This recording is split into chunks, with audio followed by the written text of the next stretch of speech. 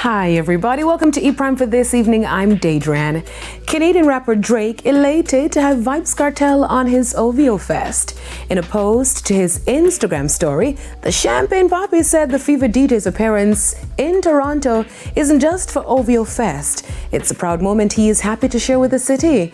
On Wednesday, the Scotiabank Arena announced a third date for OVO Presents Vybz Kartel due to an overwhelming demand. The new dates are October 26, 27 and 30. Reports say this will be Vybz Kartel's first time in Canada and the first time a Jamaican artist headlines the arena for 3 nights. Warlas. Mariah Carey to drop official music video for Sugar Sweet with Shenseea and Kehlani. Now Christmas may be a few months away, but Shenseea is already unwrapping one of her gifts as the Queen of Christmas, Mariah Carey, has begun production on the music video for Sugar Sweet.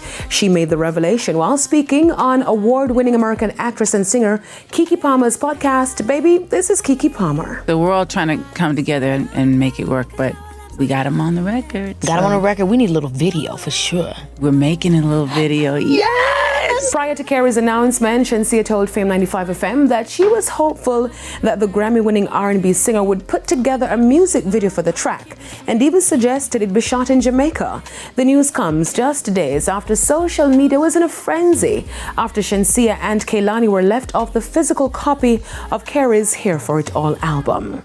Now, on the international scene, one of Diddy's former girlfriends says she was not sex trafficked by him. Virginia Quinn, also known as Gina, wrote a letter to the judge on his behalf ahead of his sentencing in New York on Friday.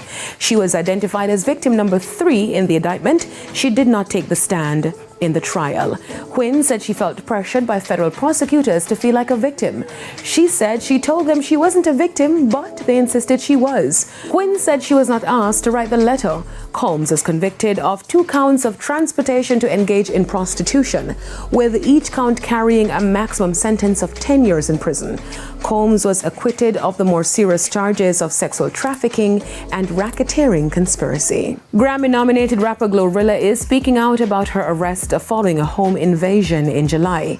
In an interview with CNN, the rapper stated that she is the real victim in the situation. I feel like me and my brother and sister, we were victims in this situation, but somehow they're trying to paint us out to be suspects, and I just feel like this all the way wrong. Her lawyers have asked her to refrain from talking about the specifics of the incident, citing the ongoing investigation. $700,000 of items were stolen from her home, and so her brother and sister naturally called the police when this was all going on. According to court documents, when investigators searched the home, they found a significant amount of marijuana and charged her with felony possession of marijuana.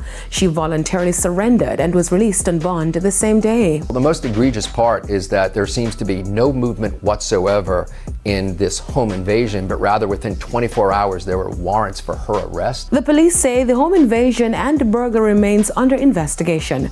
Her legal team is considering their own investigation. That's it for E-Prime this evening.